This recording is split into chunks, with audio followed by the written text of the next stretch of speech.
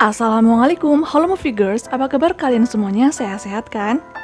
Di video kali ini Asni akan merangkum film fantasi thriller nih, berjudul Panas Labirin. Menceritakan sebuah dongeng yang menjadi nyata di mata seorang anak, namun tidak seindah dongeng-dongeng dalam imajinasi. Justru dongeng yang disajikan cukup mencekam dan sadis. Oke, langsung saja kita masuk ke alur ceritanya. Film ini dibuka dengan sebuah dongeng. Putri Moana adalah anak dari Raja Dunia Bawah Tanah. Ia penasaran tentang dunia manusia. Ketika ia melarikan diri keluar kerajaan dan naik ke atas, ia menjadi lupa tentang siapa dirinya dan dari mana asalnya. Akhirnya sang putri menjadi sakit, tua dan mati sebagai seorang manusia. Raja percaya bahwa jiwa putrinya akan kembali ke dunianya suatu hari nanti. Cerita beralih ke pasca perang saudara Spanyol pada tahun 1944. Ophelia adalah gadis muda yang mencintai dongeng dan mempercayai hal itu. Ia melakukan perjalanan bersama ibunya yang sedang hamil, bernama Carmen. Di tengah perjalanan, Ophelia menemukan serangga besar yang ia yakini sebagai peri. Serangga itu mengikutinya sampai ke tempat penggilingan, tempat Kapten Vidal bertugas. Kapten Vidal adalah ayah tiri Ophelia, juga ayah dari bayi yang Carmen kandung.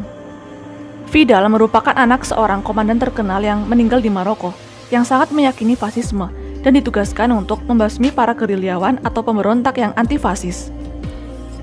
Di dekat penggilingan, Ophelia menemukan labirin kuno.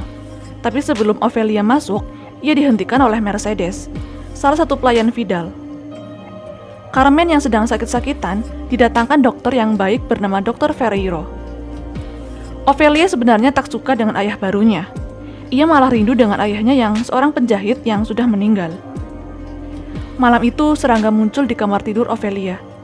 Ia berubah menjadi peri dan membawa Ophelia menuju labirin. Ophelia bertemu dengan Faun, makhluk setengah manusia setengah kambing, yang percaya bahwa Ophelia adalah Putri Moana. Faun menjelaskan bahwa dirinya adalah pelayannya yang paling setia. Ia memberikan Ophelia 3 tugas yang harus diselesaikannya sebelum datang bulan purnama, sekaligus buku Crossroad sebagai petunjuk. Sementara itu, Vidal adalah orang yang kejam. Ia sangat berambisi membunuh pemberontak. Diketahui telah ditangkap 2 petani yang disangka pemberontak. Vidal langsung membunuhnya. Padahal setelah diperiksa tas mereka, jelas-jelas bahwa mereka bukan pemberontak, tapi hanya seorang yang berburu kelinci. Ophelia hanya bisa membaca buku Crossroad ketika sendirian. Lembaran-lembaran kosong dalam buku itu pun mulai nampak gambar-gambar dan tulisan. Ophelia juga ingat perkataan Faun, bahwa jika benar Ophelia adalah Putri Moana, maka di bahu kirinya terdapat tanda bulan. Carmen memberikan Ophelia gaun indah. Ia ingin anaknya tampil cantik di depan suaminya. Sementara itu, Mercedes berperan penting di penggilingan. Ia menjadi pelayan yang sangat dipercayai Kapten Vidal. Ia bekerja dengan giat dan patuh. Mercedes juga menjalin hubungan yang baik dengan Ophelia. Ophelia mulai menjalankan tugas pertamanya. Ia masuk ke sebuah pohon mati yang di dalamnya dihuni katak raksasa. Ophelia harus menaruh 3 batu ajaib ke mulut seekor katak itu. Ophelia cukup pintar dengan mengelabui katak agar batu tersebut bisa dimakan. Akhirnya katak memutahkan perutnya dan Ophelia bisa mengambil kunci emas. Dengan begitu, pohon ara raksasa yang ada di hutan dekat penggilingan tersebut akan kembali subur. Pohon yang sebelumnya menjadi tempat berlindung makhluk-makhluk yang penuh dengan keajaiban dan sihir.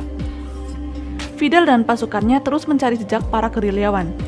Ia menemukan botol antibiotik sebagai bukti. Mereka mencari cara agar gerilyawan tidak mendapat bahan makanan. Dan pilihan Vidal di situ adalah untuk melihat anak laki-lakinya lahir di Spanyol yang bersih. Ophelia pulang menjelang petang dengan kondisi dipenuhi lumpur. Ibunya memarahinya karena gaun indahnya jadi kotor. Walau begitu, Ophelia kembali ke labirin untuk mendapat petunjuk tugas kedua. Esoknya, ia melihat petunjuk berupa darah di buku Crossroad.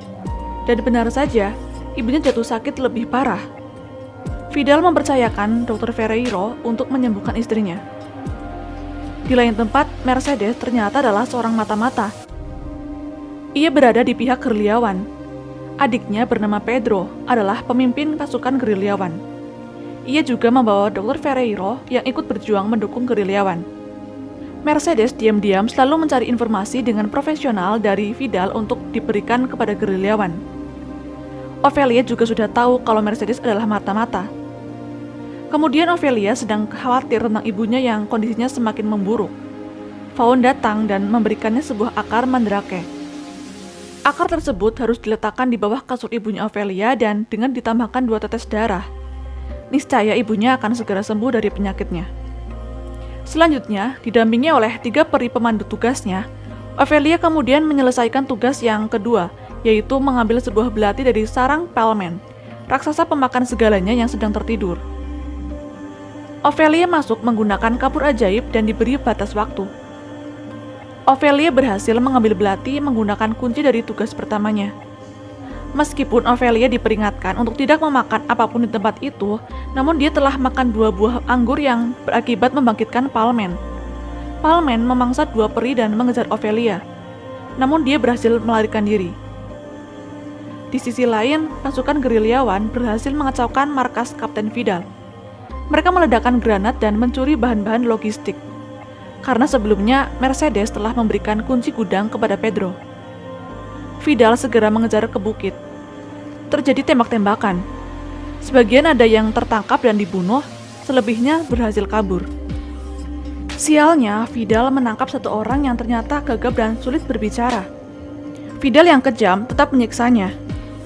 Lalu dipanggillah Dr. Ferreiro untuk mengobati. Vidal tak sengaja melihat ada botol antibiotik di koper Ferreiro. Ia teringat dengan botol yang sama yang ia temukan dari gerilyawan. Mengetahui dokter telah mengkhianatinya, Vidal langsung membunuhnya. Di saat yang sama, Vidal curiga pada Ophelia. Ia memergoki Ophelia sedang meletakkan akar mandrake. Ophelia langsung dimarahinya. Ibunya juga bangun dan ikut memarahinya. Ophelia diperintah agar jangan percaya dengan hal-hal gaib. Lalu akar mandrake dibakar oleh Carmen, membuat dirinya kontraksi. Carmen akan melahirkan. Semua panik, dan musibah itu pun datang. Carmen berhasil melahirkan putranya, namun dirinya harus meninggal. Ophelia amat sedih dengan kematian ibunya. Ditambah lagi, Faun telah marah pada ketidaktaatannya gara-gara Ophelia melanggar perintah untuk tidak memakan makanan di sarang Pelmen. Faun pun sudah tak percaya dan menolak untuk memberikan tugasnya yang ketiga. Vidal sudah mengetahui bahwa Mercedes adalah mata-mata. Dia menangkapnya saat Mercedes dan Ophelia berusaha untuk melarikan diri. Ophelia kemudian dikunci di kamarnya dan Mercedes ditahan. Saat akan diinterogasi, Mercedes membawa pisau kecil sehingga sempat membebaskan diri dan ia juga berani melukai Vidal. Kemudian dia melarikan diri ke hutan, dikejar pasukan Vidal. Tapi untungnya ia diselamatkan Pedro dan kawanannya. Di tengah kesedihannya, Ophelia bersyukur Faun kembali untuk memberikan 1 lagi kesempatan melakukan tugasnya.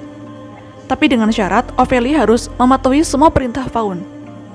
Faun memberi perintah agar Ophelia membawa adiknya ke labirin. Meskipun Ophelia sempat ragu, akhirnya ia berusaha mengambil si bayi di ruangan Vidal. Dengan hati-hati, ia juga ingin mengalahkan Vidal dengan memberi obat penenang. Sayangnya Ophelia kepergok, jadi dengan kepalanya yang pening, Vidal tetap nekat mengejar Ophelia yang menuju labirin. Sementara itu, para pemberontak menyerang penggilingan. Mereka menghancurkan markas. Bulan purnama sedang berlangsung. Faun memberitahu Ophelia bahwa portal ke dunia bawah tanah akan terbuka hanya dengan darah orang yang tidak bersalah, sehingga ia membutuhkan setetes darah dari adiknya. Ophelia menolak untuk menyakiti adiknya. Lebih baik dirinya saja yang dikorbankan. Tiba-tiba Vidal dapat menemukan Ophelia yang kemudian merebut bayinya. Setelah itu ia menembak Ophelia. Ketika Vidal meninggalkan labirin, pemberontak dan Mercedes sudah menunggunya di luar. Mengetahui bahwa ia akan mati, Vidal menyerahkan bayinya kepada Mercedes, dan dia mengeluarkan arlojinya, siap untuk mati.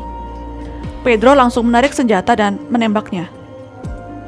Mercedes kemudian memasuki labirin dan berduka atas Ophelia yang sedang sekarat. Darah Ophelia menetes ke mesbah dan membawanya ke dunia bawah tanah.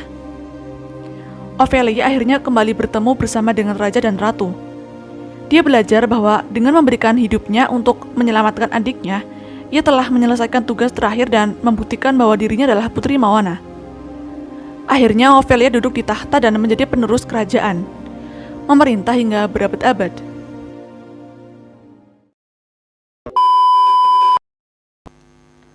Menjadi salah satu film fantasi yang cukup banyak memenangkan penghargaan di tahun 2007. Pan's Labyrinth menyajikan konsep yang berbeda. Dongeng yang penuh dengan nuansa kelam, namun dipoles dengan sinematografi dan makeup artis yang keren.